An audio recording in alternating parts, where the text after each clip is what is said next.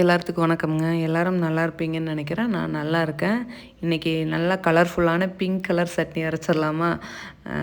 என்னென்ன தேவை அப்படிங்கிறத பார்த்துக்கலாம். இது தக்காளி சட்னி தாங்க. வேறு ஒன்றும் டிஃப்ரெண்ட்டாவெல்லாம் ஒன்றும் இல்லை. தக்காளி ஒரு 4 தக்காளி வந்து மீடியம் சைஸ் எடுத்திருக்கேன். 4 பேர் அப்படிங்கிறனால இது தாராளமாக 5 பேர் சாப்பிட்லாம். மீடியம் சைஸ் தக்காளி 4 வந்து நல்லா க்ளீன் பண்ணி எடுத்து நாலாக கட் பண்ணி வச்சுக்கோங்க போதும். சின்ன வெங்காயம் போட்டிங்கனாலும் ஒன்றும் பிரச்சனை இல்லை. இதுக்கு பெரிய வெங்காயம் தான் நான் போட்டிருக்கேன் இன்றைக்கி.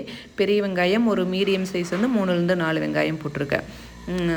ஃபஸ்ட்டு வந்து எண்ணெய் ஊற்றிட்டு வெங்காயம் கருவேப்பிலை போட்டு ஜஸ்ட் ஒரு நிமிஷம் மட்டும் நல்லா வதக்கி விடுங்க. அதுக்குள்ளேயே தக்காளி கட் பண்ணி வச்சுருக்கிறீங்களா அதையும் உள்ளே போட்டு உப்பு கொஞ்சம் போட்டிங்கன்னா சீக்கிரம் வதங்கி வச்சிரும்.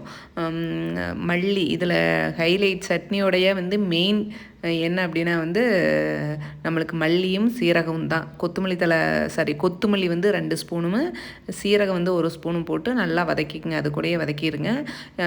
வதங்கிலேயே புளி கொஞ்சம் வந்து உங்களுக்கு எந்த அளவுக்கு வேணுமோ அந்தளவு போட்டுக்கோங்க. இதில் பச்சை மிளகா போட்டிங்கனாலும் ஒரு டேஸ்ட்டாக இருக்கும். ஆனால் பச்சை மிளகாயை விட வரமிளகா கொஞ்சம் நல்லா இருக்க மாதிரி இருக்கும். நான் மீடியம் சைஸ் வரமிளகா அப்படிங்கிறதுனால ஒரு 10 மிளகா போட்டிருக்கேன். எங்களுக்கு கொஞ்சம் காரசாரமாக இருந்தால் தான் கொஞ்சம் நல்லாயிருக்கும் சட்னி எல்லாம். அதனால் நல்லா வதங்கி வந்ததுக்கப்புறம் லாஸ்ட்டாக ஆஃப் பண்ணிவிட்டு தேங்காயும் கடலையும் போட்டு ஆஃப் பண்ணிடுங்க.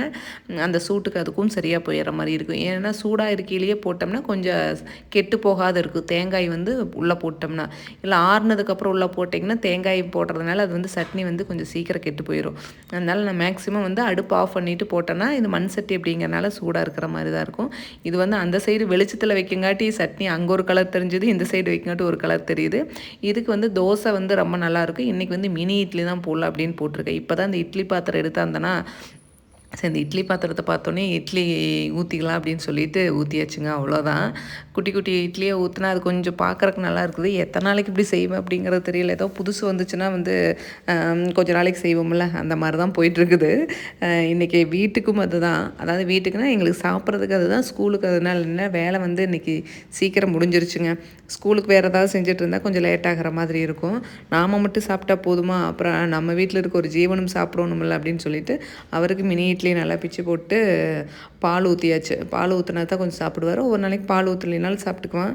இன்றைக்கி பால் ஊற்றிட்டேன். சரி சாப்பிட்டு அப்படின்னு சொல்லிட்டு, சரி அது மட்டும் பத்தாது அப்படின்னு சொல்லிட்டு காலையில் சாப்பிட்றதுக்கு தோசை ஊற்றிக்கலாம் அப்படின்னு சொல்லிட்டு காலையில் ஒரு 3 தோசை ஊற்றியாச்சு. பையனுக்கு எங்களுக்கெல்லாம் மறுபடியும் செஞ்சுக்கலாம் அப்படின்னு சொல்லிட்டு இது வந்து 7:00 இது எடுத்துகிட்ருக்கிறேன்.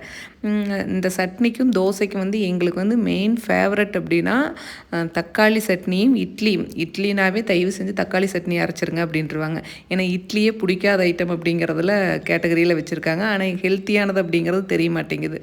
இட்லி ஏன்னா தக்காளி சட்னி கொஞ்சம் வச்சா சாப்பிடுவாங்க. இல்லைன்னா அந்த இட்லி வந்து சுட்டு வச்சா வேஸ்ட்டாக போயிடும். மினி இட்லி பாருங்கள், பார்க்குறக்கே சூப்பராக இருக்குதுல்ல. வேணால் ட்ரை பண்ணி பாருங்கள்.